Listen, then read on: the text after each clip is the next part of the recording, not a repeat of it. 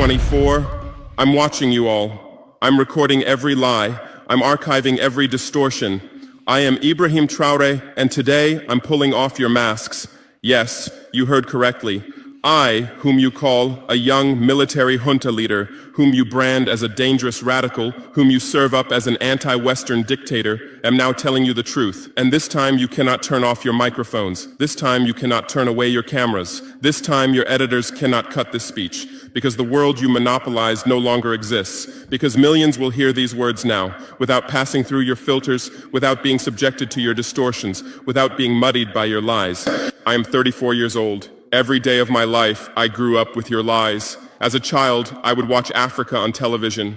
Always the same images. Children with flies, dry lands, weapons, death. This is Africa, they told us. This is what Africa is. And we believed it. We were ashamed of ourselves. We were ashamed of our own lands, of our own people. But then I grew up. I read, I researched, I questioned, and I understood that the Africa you showed us wasn't real. The story you told us was a lie. The fate you imposed on us was a script you had written. For years, how have you portrayed Africa? How have you shown it? How have you sold it to your viewers? As if we were creatures who had no share of humanity, as if we were savages left outside of civilization, as if we were wretches waiting for you to save us. Every day, every hour, every minute, the same story plays on your screens. Hunger, war, disease, corruption, terror, chaos. These are the words that come to mind when Africa is mentioned.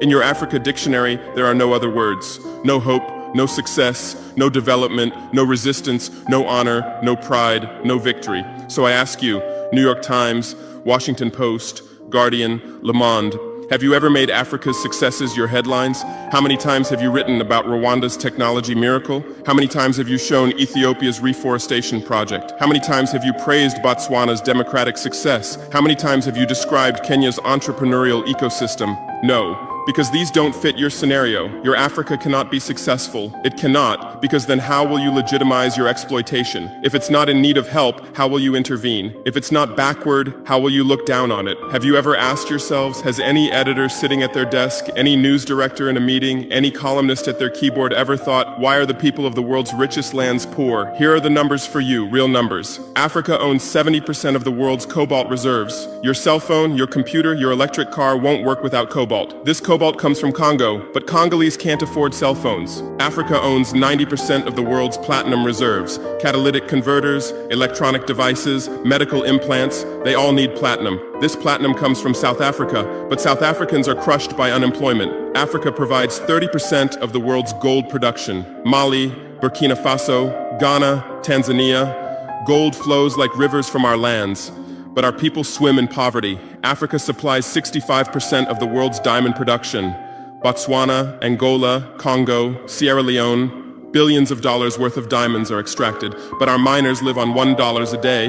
Africa owns 35% of the world's uranium reserves. Niger, Namibia, South Africa. Nuclear plants run on our uranium. Paris lights burn with our uranium, but our villages have no electricity. And you still ask, why is Africa poor? No, the right question is, how was Africa kept poor while being so rich? Here's your answer. Colonialism didn't end, it changed shape. You used to come and occupy our lands. Now you come and establish companies. You used to take by force. Now you make agreements. You used to rule with the whip. Now you rule with credit. Let me give you concrete examples. With numbers, names, dates, but you'll never write about these. Glencore, Swiss-based mining giant, extracting cobalt in Congo. 2022 revenue, $256 billion, a tax paid to Congo, $500 million, that's 0.2%. Is this justice? Rio Tinto, British-Australian mining giant, extracting bauxite in Guinea, 20 million tons annually. What's left for Guinea? Environmental pollution and cancer. Total, now Total Energies, French oil giant, extracting oil in Angola, Nigeria, Congo.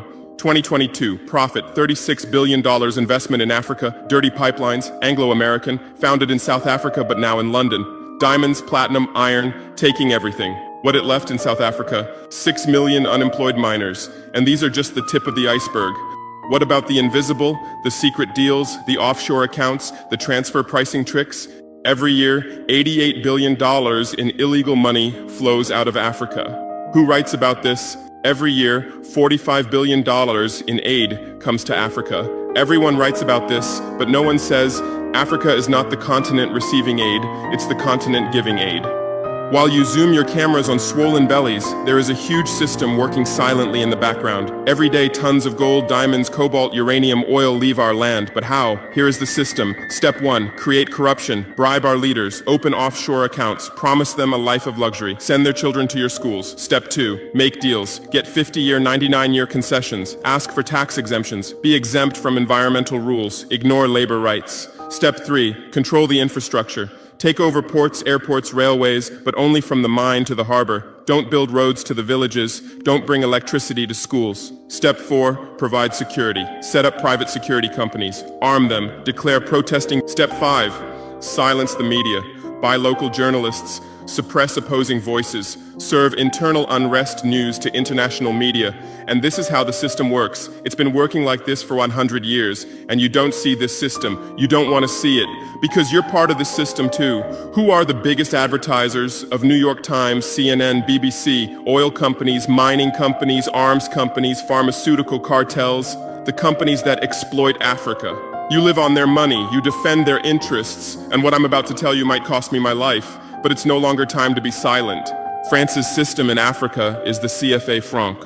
14 African countries still use French colonial currency. 50% of these countries' central bank reserves sit in the French treasury. France applies negative interest to this money, so we pay France to use our own money.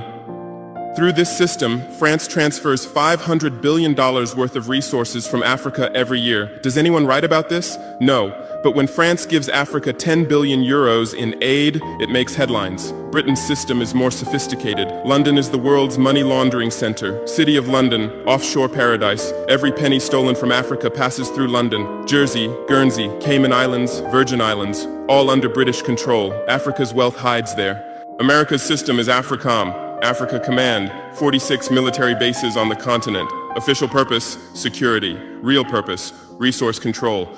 Drones in our airspace every day, listening devices everywhere. They say fighting terrorism, but it's not terrorists. It's people's leaders who are targeted. China is the new player, says win-win, builds infrastructure, gives credit, but in exchange for what? 99-year port concessions, mining rights, agricultural lands, debt trap diplomacy, ask Sri Lanka, ask Zambia, and you write about none of this. Why? Because you're not free press. You're corporate press. Your bosses are billionaires. Jeff Bezos bought Washington Post. Why? For love of journalism? Rupert Murdoch's media empire, Fox News, Wall Street Journal, The Sun, The Times, all from the same hand, all giving the same message. West is good, others are bad. Carlos Slim is the largest shareholder of New York Times, Mexican billionaire. Where's his wealth from? Monopolized telecommunications, got rich off Latin America's back, now controls America's most respected newspaper. And you claim to do independent journalism? Who are your editors? Which schools did they graduate from? Harvard, Yale, Oxford, Cambridge? Always the same elite schools, always the same worldview, always the same prejudices.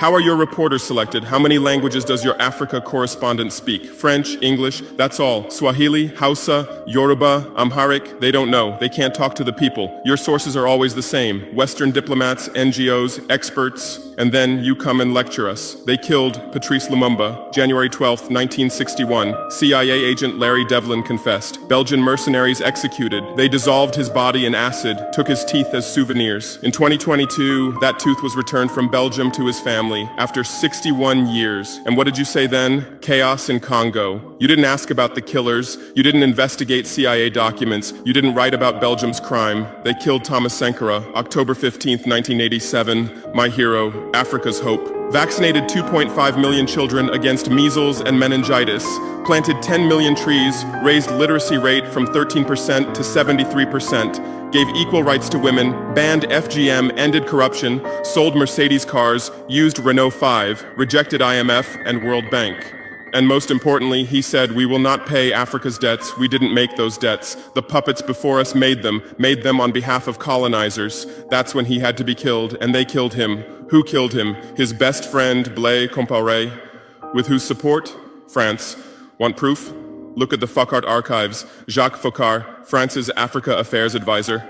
Everything is written there. And what did you say?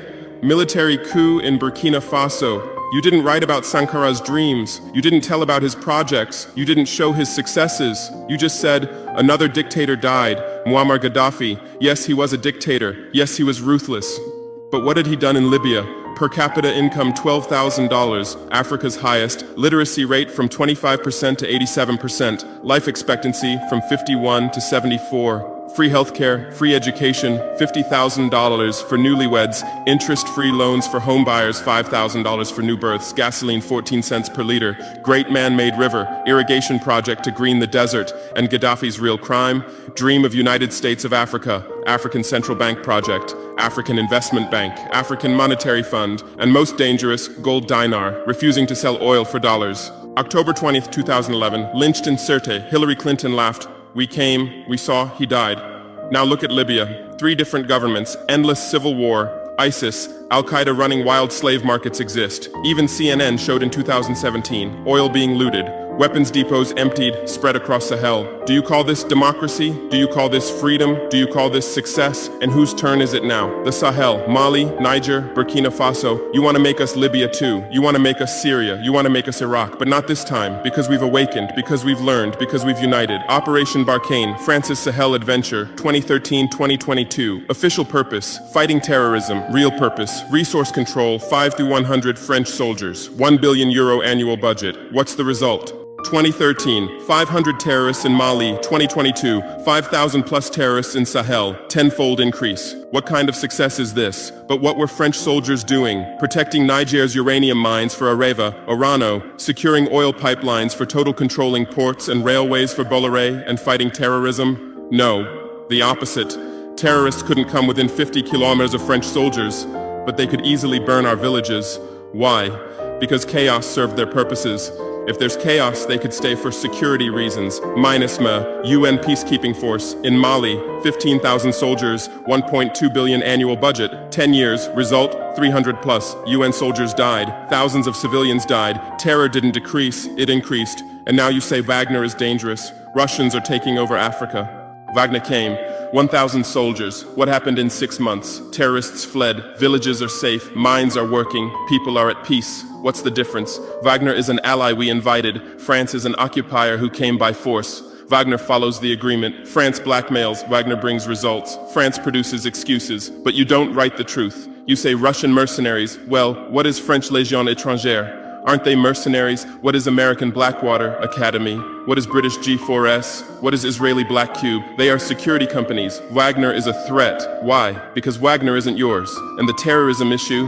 Who created this terror? Who founded Al-Qaeda? 1980s, Afghanistan, CIA, Pakistan ISI, Saudi money, against Soviets. Bin Laden was CIA's man. You called them freedom fighters. Who supported Taliban? Again, you.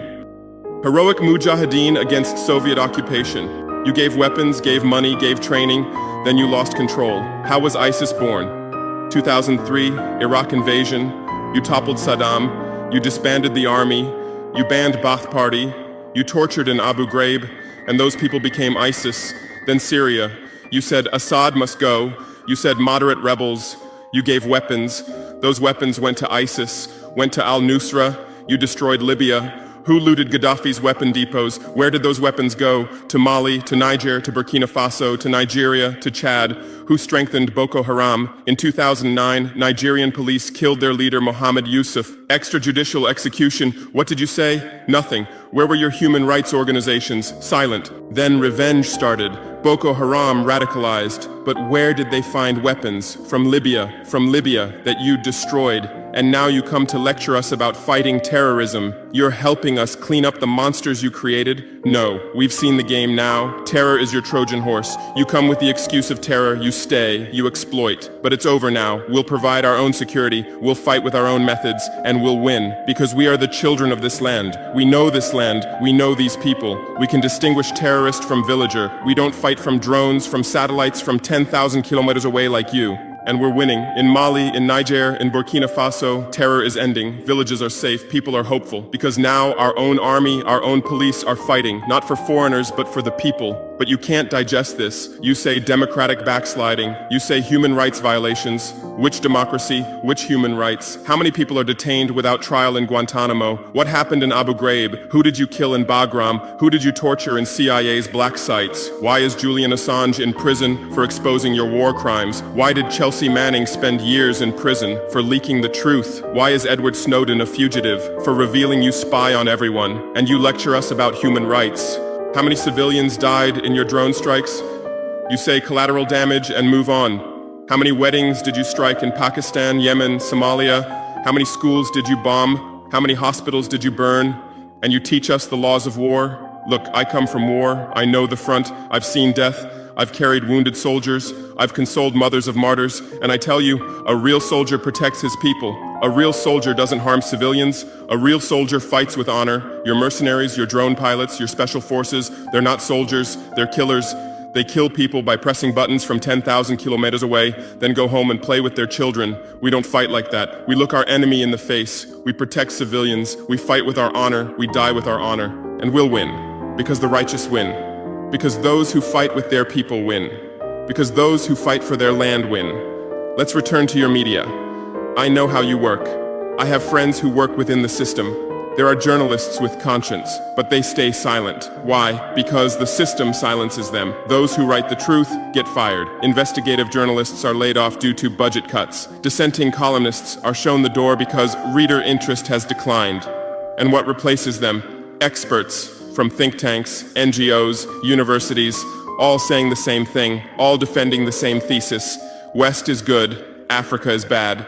So who are these experts? Where do they get their funding? National Endowment for Democracy, NED, American democracy exporter, CIA's legal arm, has fingers everywhere, funds opposition, directs media, creates civil society. Open Society Foundations, George Soros's organization, says open society, but open for whom? Open to what? Open to exploitation, open to intervention, open to manipulation. Ford Foundation, Rockefeller Foundation, Bill and Melinda Gates Foundation, all in Africa, doing aid. But what do they get in return? Control, data, influence. And your media is their trumpet. You headline, Gates is saving Africa. But you don't say, how many African children were paralyzed by Gates's vaccine trials? How many farmers committed suicide because of Monsanto seeds? Your masters at storytelling, but always the same story. White savior. Remember Live Aid? 1985. We Are the World, charity concert for Africa, millions raised. What came to Africa? Corruption increased, dependency increased, but it was a great story for you. Bob Geldof became a hero. Musicians looked conscientious. Viewers felt good about themselves. Africa remained hungry. Remember Kony 2012? Viral video. Stop Joseph Kony. 100 million views. Result? Kony is still free, but the video maker got rich. Invisible Children organization collected millions. What came to Uganda? American soldiers. And you present these as success stories. Angelina Jolie, Madonna, Bono, all Africa volunteers. They come, take photos, adopt children, leave. And you say, interest in Africa increased. What interest? Whose interest? Interest for what? Madonna adopted from Malawi. You made headlines. But 100 children die from malaria every day in Malawi. You didn't write that, because that news doesn't sell. Bono became Africa's spokesperson, raised billions with U2 concerts, but moved his company to Netherlands to avoid taxes. Money stolen from Africa also passes through Netherlands. Did you write about this? George Clooney campaigned for Darfur, said save Darfur. Result? Sudan split. Oil remained in South Sudan. South Sudan is now in civil war. Who's getting the oil? Take a guess. And you always present these as humanitarian aid. But these are imperialism's soft face. These are exploitation's PR. Let me give you real numbers. Every year, 134 billion in aid and investment comes to Africa. Every year, 192 billion in resources leave Africa. Net loss, $58 billion every year. But you only write about the incoming $134 billion.